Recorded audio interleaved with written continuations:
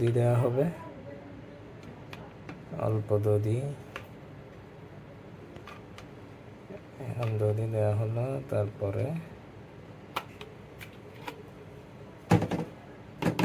দধির পরে এখন দেওয়া হবে বাটা মশলা, যেখানে এখানে আছে পেঁয়াজ, রসুন, আদা, যেগুলো বাটা দিতে হয় আর কি।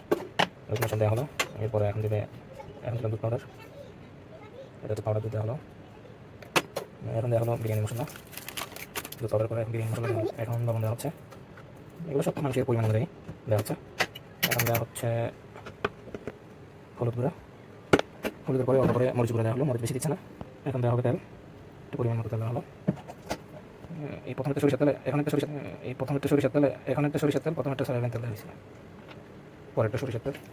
এখন অল্প করে হাতে সব মশলা উপকরণ সবগুলো মাখিয়ে নেওয়া হচ্ছে ভালো করে। এগুলো অ্যাকচুয়ালি ম্যারিনেট করে রাখা হবে। এখন ভালো করে মিক্স করে সব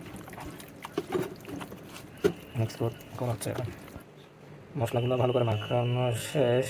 এখানে আরও কিছু উপকরণ দেওয়া বাকি আছে, যেমন বাদাম বাটা, কয়েক ধরনের বাদাম বাটা দেওয়া হবে, আরও সম্পূর্ণ গুঁড়া।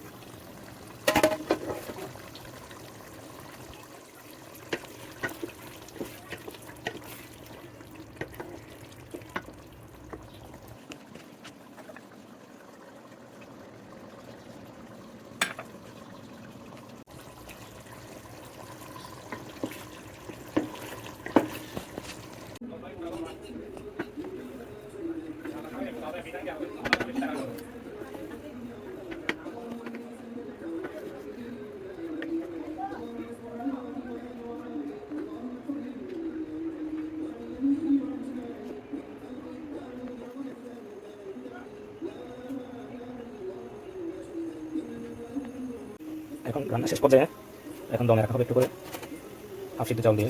আপনি বিরিয়ানি করা হয়েছে রসালোটা, ডেঙ্গে বাসা যেটা বলে লুসালুসা।